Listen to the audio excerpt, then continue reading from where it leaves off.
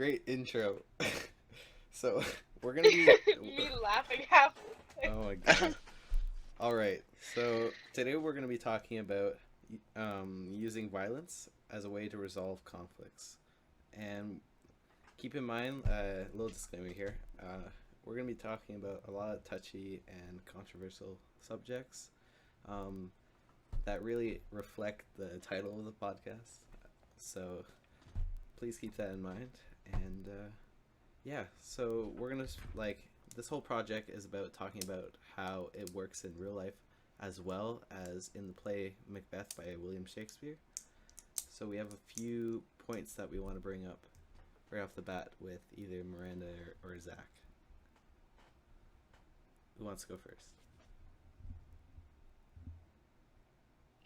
I guess I'll go first.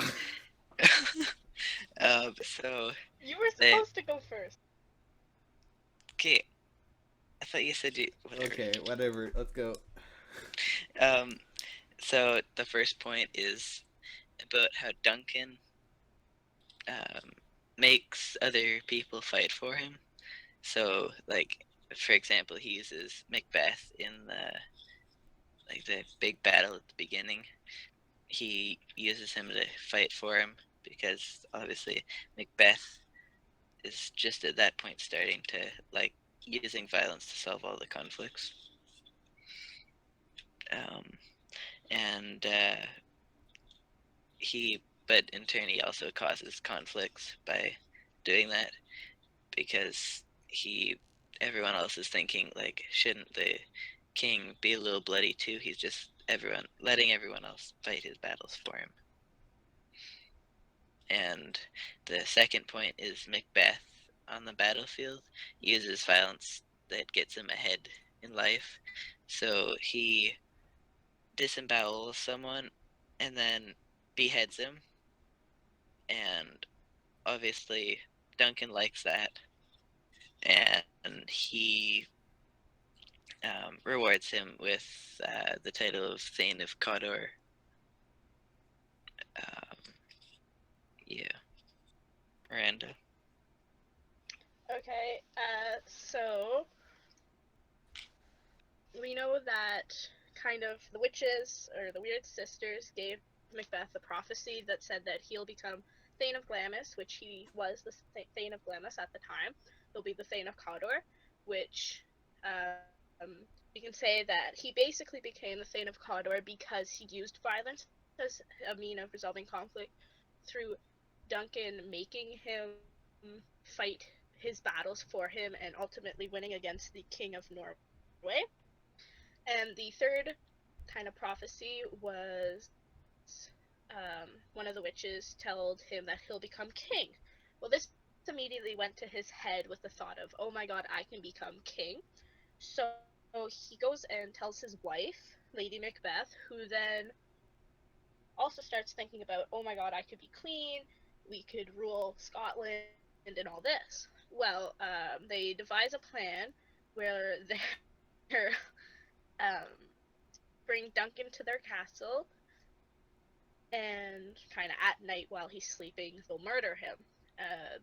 Again, this is basically Macbeth and Lady Macbeth deciding to use violence to resolve their conflict of how Macbeth badly wants to become king. Um, in the end, this ends really badly for them because they're both racked with a bunch of guilt. And Lady Macbeth herself, she ends up killing herself because she kind of can't deal with it all. She decides that she can't go on with this life knowing that she caused pain to her people because she was queen. Um, there's the scene before she kind of goes and kills herself where we kind of see her start going mad.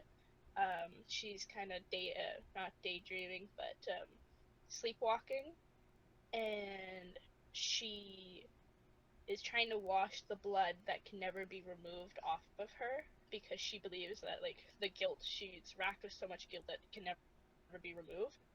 And in the end, she ends up killing herself because she can't bear with that.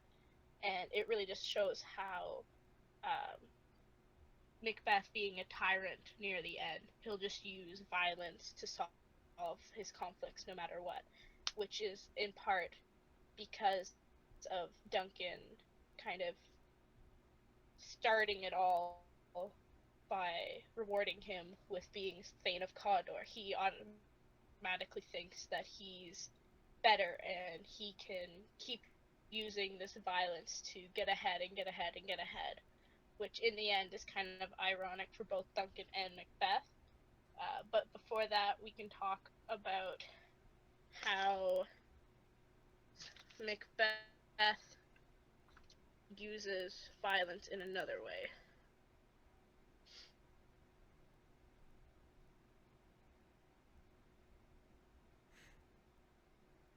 Right?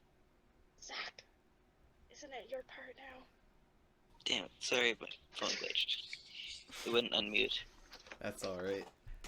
I can add on to something real quick if that's. Yeah, sure. Okay. So, like you guys have been talking about, Macbeth definitely uses violence within like this play for almost all of his problems, and I think it's important to also say that like what Zach was saying about how he was kind of like a war hero in a way, a veteran. It kind of like because he was so successful with that, and oh my god, I want to kill myself. Please leave that in. Oh my god. I'm sorry. If you guys hear crickets, I'm gonna have to. It adds what, Miranda? It adds what? Cricket's on a roller coaster. Whee! I'm going to kill that one cricket. I will be right back.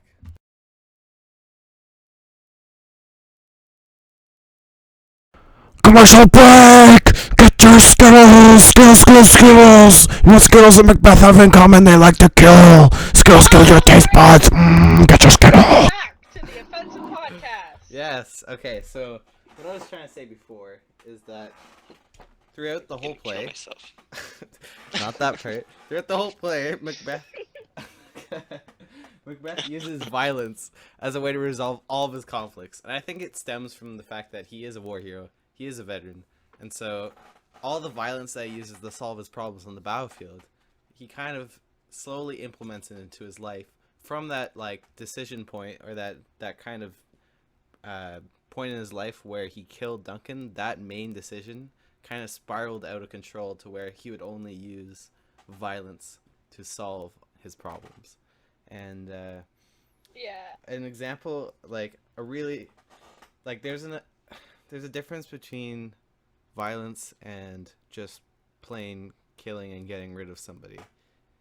So good example of this is when he hires assassins or murderers to go and kill Macduff's family. And when he does this, he goes quite overboard, because he doesn't just kill them. He first kills the children in front of the mother, okay, and then after he does that, he rapes the mothers, all while tormenting them with like various insults and whatnot, and then he kills them. And it's just like it's more than just killing at that point. There's a whole part where it's emotional and hatred, and I think that when stuff goes out of control like that, it really defines the word violence.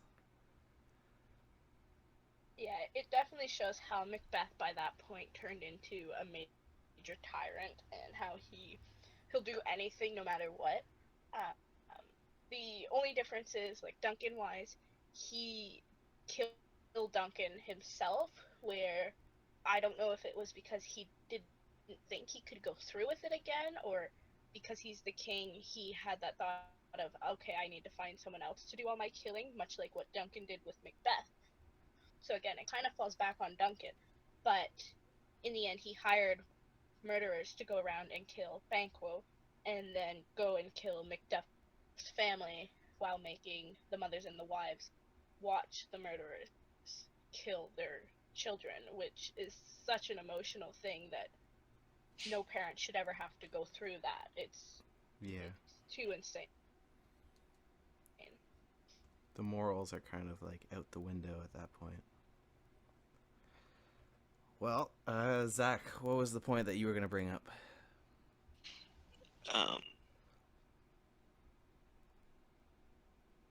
The last one from the play, I assume. The extreme, really. So we What? play kind of comparisons and in-text things. Zach, do you want to go with your last one, or do you want me to go? What is it? I don't see it here.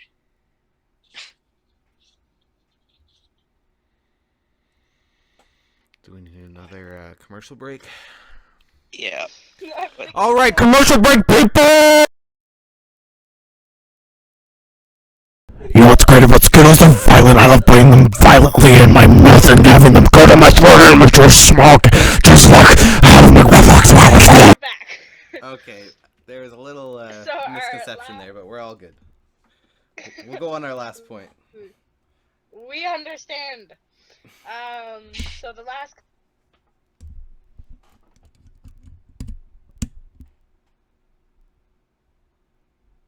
comes together when Macbeth is killed by Macduff, which is karma really for Macbeth, because he went around killing the king of the time, his best friend really, which is kind of weird why he would do that, but he had his reasons, and he went and killed Macduff's family. And if your family is killed, it basically, especially during the time period, it gives you the right to go and kill him, even though he was the king. So basically, to get rid of the tyrant Macbeth, Macduff again uses violence to resolve the conflict of just getting rid of Macbeth. No one needs a bad king anymore. And yeah, it's just really all stemmed from Zach's first point, where Duncan gave him the title Thane of Cawdor, and it just escalated from there, really. It all went to Macbeth's head, and he thought he could get away with whatever he wanted. Yeah. It's also irony. We got to bring that up. It's very important. Oh yeah, the irony. Yeah. He uses violence to solve all his problems, yet his downfall was somebody using violence to solve their problem. Yeah. Okay, Yeah. Macduff. Anyway, just thought I'd throw Yeah, that poor- in. But Yeah. Poor Yeah, Macduff. Violence also solved all of Macbeth's problems. Well, him being a problem too. we want to go that far. That's true. All right. Well, he technically is a problem on its own, but yes. Macduff was able to solve his conflict of having Macbeth kill his whole family and Macbeth being a terrible tyrant. So, kill two birds with one stone, really, by killing Macbeth, which was pretty ironic since he went around killing people, which ended up having him beheaded.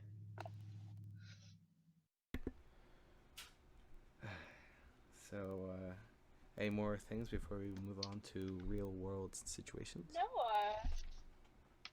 I think we're on to some real world examples, which are, again, some of them are extreme things, but they did happen. It's real history. It's not like we're making things up No, it's for pure entertainment for this podcast. No. It's These facts. Yeah, they're real.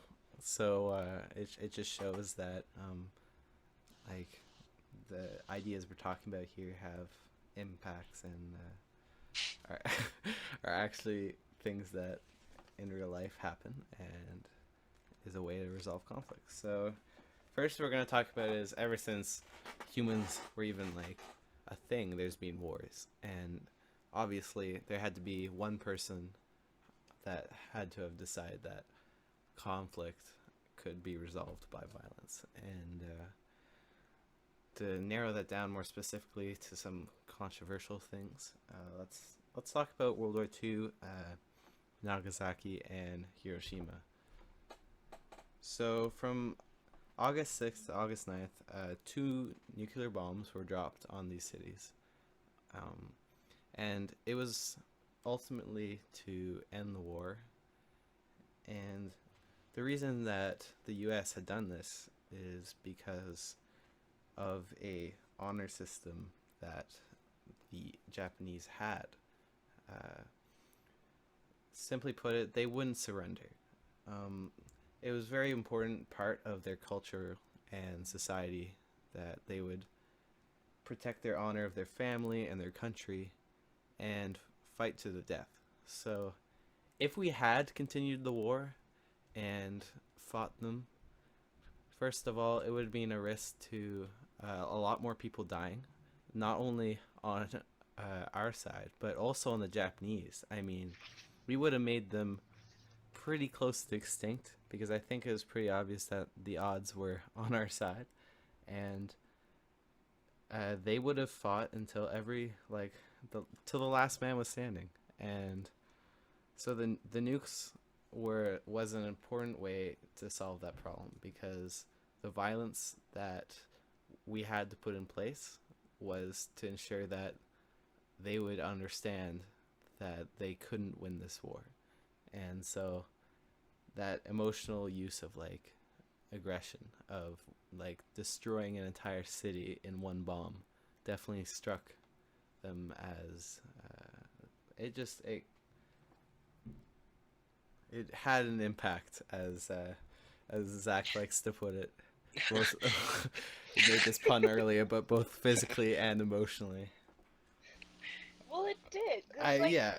Emotionally wise, Japan now is its own country and all, but it did do an impact, if we're using that word,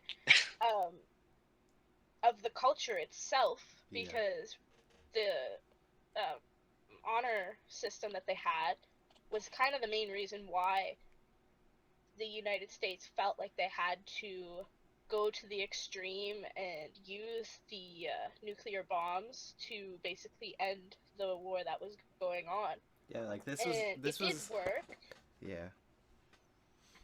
This was literally the best and option they had out of everything. And using violence was what looked like to be, at the time, especially the only way to solve the conflict. And there's also another example of a Japanese soldier who actually continued fighting World War II 29 years after the war ended. And the reason was he didn't know. He was off on an island in the Philippines, and his orders were to stay there as long as he could and to protect the area. And what ended up happening was he literally stayed on that island for 29 years, doing exactly what the orders said, so he could protect his honor of his family and country. And that just goes to show how extreme this system and society was, to where even after 29 years his faith remained constant and strong. Yeah, well, because they said that people were telling him that, oh, the war's over, and he just thought it was propaganda. He wouldn't believe them. He didn't even believe it. He was, well, because that was their system. They never gave up, type thing. They would fight till the end, basically, no matter what. And if they die trying, it's for their country, or if they got captured, they'd have to kill themselves and all this sort of stuff. And it's just really, the culture was so different too. But it all relates back to how violence was used in the war to basically solve the conflict that just a bunch of world leaders created. Not even everyday people, just world leaders who thought that they should, we should do something about it, and we should create this war because I think I'm better than everyone, basically. Mm-hmm. Yeah, and more about that soldier. I think this is one of the things that Aiden said when he was still here. Um, was that like they sent newspapers and he just thought it was propaganda, and he didn't believe it until they sent his commanding officer down to tell him. Yeah. Yeah, it's very, very crazy, and it's a true story. So.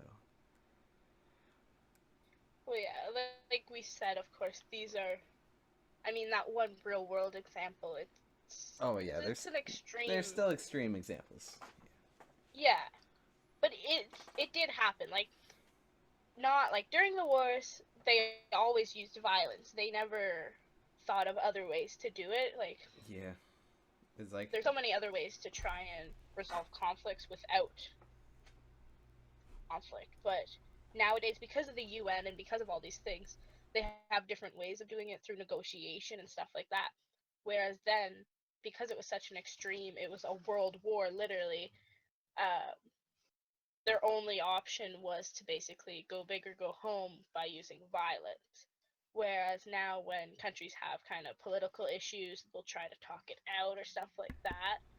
Or try is the key word. yeah. Sometimes trying fails. But yeah, they're extreme examples because it's not like if you're just gonna hate someone who lives in your town or something like that, you're not gonna go and kill them just because someone did something. It's like if somebody, I don't know, pushed you in the hall because main hall is so busy, right? That person's not gonna end up killing you. They're gonna like talk it out and say, "Hey, like, what are you doing?" And it will probably end because stereotypical Canadians, we always say sorry. It will end with someone saying sorry. But yeah, it's just Yeah.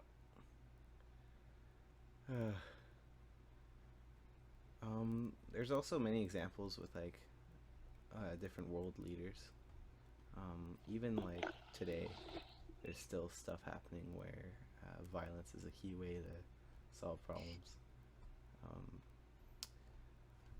a thing about Trump, which is actually pretty recently, um, just in April, is when they sent missiles over to Syria regarding the chemicals being used as like chemical weapons. And oh yes. yes, that big event. That was only a couple months ago, and it's. I think it was a good way to solve the problem. Obviously, there were still different consequences that occurred from that Well, happening, but that happens with like Cool. there's no perfect solution, and Oh yeah. while yeah, while I don't like endorse Trump whatsoever, and I don't think he's a great president at all. I Perfect time for an I anti-Trump yeah. ad. I'm just saying, I'm just putting. I think I'm not gonna say anymore other than like the action that the United States did. I think worked. Um, but it's just like I put Trump in there because I'm just listing off different like attributes that different world leaders will have in order to solve problems. And Well, yeah, and he's a pretty prominent world leader now that he's kind of taken presidency of the United States, and he does things that other presidents wouldn't do. He's made a name for himself, that's for sure. And I mean, there's people against him, but there's people against every world leader, no matter what. And there's going to be people against everything that people do. If people use violence as a means of resolving conflict, there's going to be someone against it, no matter what. Like there'll be people who were against the bombing of Nagasaki and yeah, Hiroshima. There's people against that. There's people against Trump A being president, but B sending the missiles to where was it? Syria, the air base Syria. in Syria. Yeah, I think Yeah, there's gonna be people against that. yeah, morality plays like a big part of it, and so when like you're doing these violent actions, obviously it's not the option that you want to take because of morals and being a decent human being. However, like we've been arguing, it's an efficient and effective way of resolving conflict. Well, yeah, like well, to go on off of the morals, depending on how you're raised, you look at things differently no matter what. But then also using violence, it's not usually your first option. Like you should never pick that as your first. But if nothing else is working and you know nothing else is going to work, I mean, yes, it's very efficient and it works. Yeah. And if it's not too extreme to the point of killing so many unneeded people, or if you just need to kind of just get the job done without hurting Exactly. others. That's why it's like many world leaders say it's like a last resort for a reason. Like, because Oh yeah, it's definitely a last resort. it's not because like because of the morals. You don't like, and I don't know any other words to describe other than morals, but like what's Morals better? and politics. Politics, I guess. But Yeah, it's basically how you were raised. yeah, be like Yeah. you want to preserve life. You want to like help everybody everywhere, Yeah. but and for the But better of most- the world, sometimes you got to make important decisions that to like to solve these really intense and serious problems. And we're not saying that Macbeth had to make these decisions, No. because Macbeth did not need to kill Duncan, because Duncan was a great king. Yeah. And even in the play, Macbeth decided that I don't want to go through with this anymore, and it was Lady Macbeth who in the end kind of convinced her husband to go through with the murder by kind of talking him down, saying you're not man enough, and hurt his emotions kind of by using violence again, really. Emotional violence. Yeah, Emotional it all violence, yeah. Macbeth the play, It's very it definitely- emotional. It's very Yes. like all William Shakespeare plays are very melancholy. So violence kind of suits perfectly, especially in Macbeth, because like we've said already, probably quite a few times this podcast, it works to resolve any sort of problem. It works, and it was Macbeth's first option every time. Yeah. That's kind of the main problem. Like, if he would have, well, I mean, there would have been no other way to become king, because the heir to the throne would have been Malcolm, and then probably Donalbain after that, or Malcolm's kids. So he probably wouldn't have ever gotten to the throne, but he could have become like thanes of other places and stuff like that. It was just the weird sisters. They gave him false hope kind of in the beginning, which then he kind of took too seriously, and which ended up with him making bad decisions throughout the entire play, really. I mean, Yeah. some could argue that like it wasn't even Macduff that caused the downfall. It was the witches, which would mean that like violence wasn't necessarily the reason why he died. If you think about it. Yeah. So there's But we don't need to get into that. no, there's many That's different. not our podcast. No. But I'm just Yeah. saying, like, defending the how violence is like the best means to resolve conflict in Shakespeare. Like that could be like a reason to why it could argue for it. But anyway, so anyone have any other points they want to bring up?